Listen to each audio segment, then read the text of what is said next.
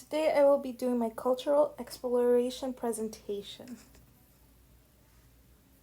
My identity labels. My name is Deisy Cervantes Vivar and I am 21 years old and my gender is female and my pronouns are she, her, hers.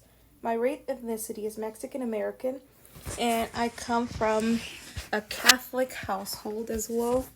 Um, my socioeconomic status is low income, and the languages I speak are Spanish and English, and Spanish being my primary language.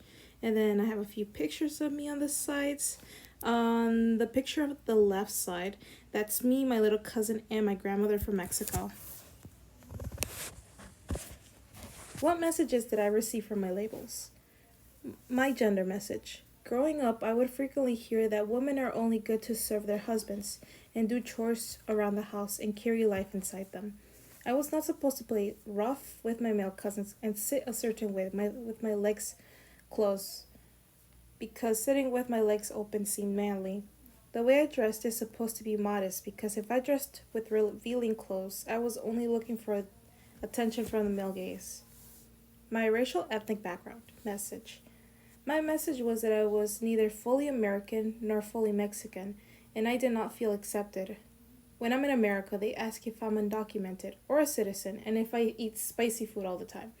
Meanwhile, in Mexico, they think I'm too Americanized and assume I eat burgers all the time and that I do not eat spicy enough. I was always going to be contradicting myself no matter where I was. What messages did I receive from my label? My religion message. Ever since I was little, my message was that I was supposed to remain pure and keep my virginity, just like the Virgin Mary did. And if I was ever sexually active, I was going to remain unclean and unholy. I also grew up with the message to always forgive people, even those who have harmed you. My socioeconomic status. I grew up thinking that if I was born poor, I'll always be poor, and breaking the generational poverty is nearly impossible. My language message. Ever since I was young, I have had the message that English is the official language in the US, and if I spoke anything that was not English, I would be judged by others. Although, if I did forget how to speak Spanish, there would be no way for me to communicate with my family, and I'd be losing a part of me. But maintaining both English and Spanish has been a struggle since I was little, and I still continue to balance both of those languages out. How did these messages challenge me later in life? My gender has challenged me. When I speak to my relatives from Mexico who still consider women to be submissive and servants that cater to their every needs, and they still undervalue women as a whole.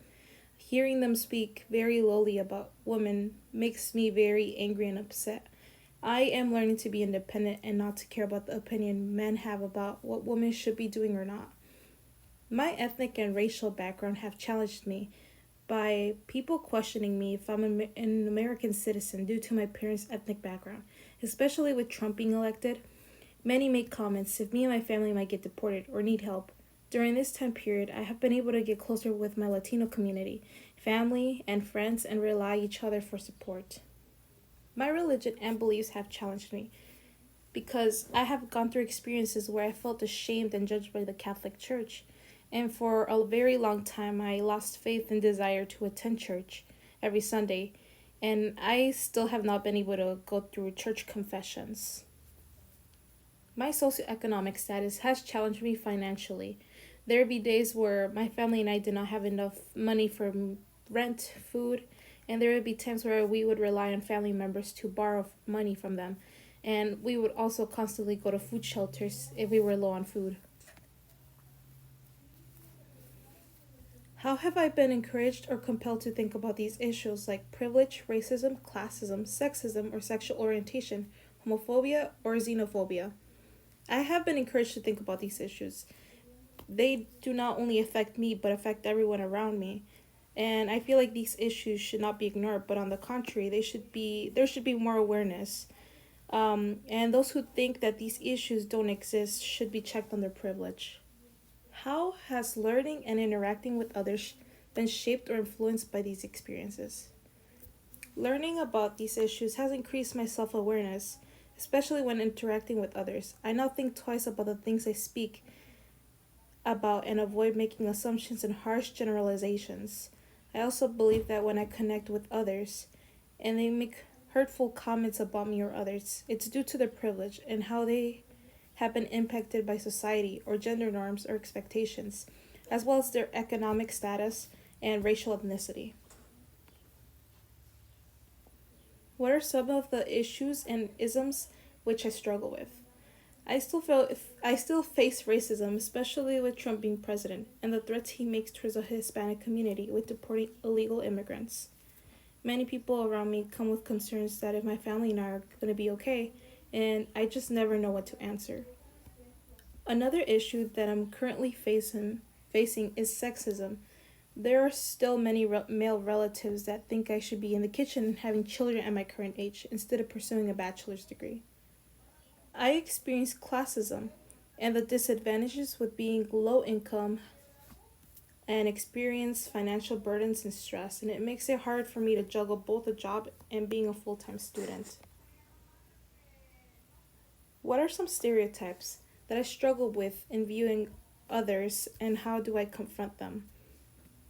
Well, when I don't really know much about the other person's origin, I sometimes make assumptions about the skin color, features, or culture, customs, or religion that the individual of that certain racial ethnicity.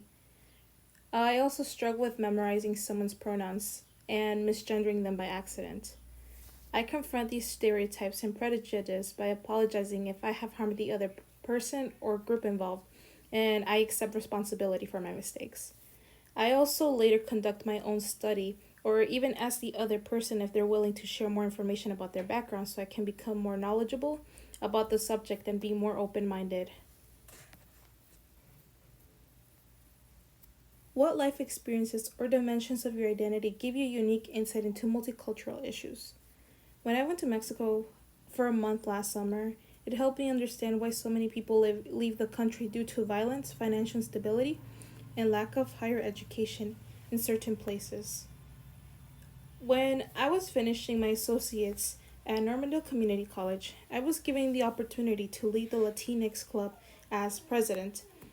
I met many first generational students who came from low income households, while also attending full time, and it made me realize that there's so many other people who are also going through the same struggles as me, so it makes me feel less alone.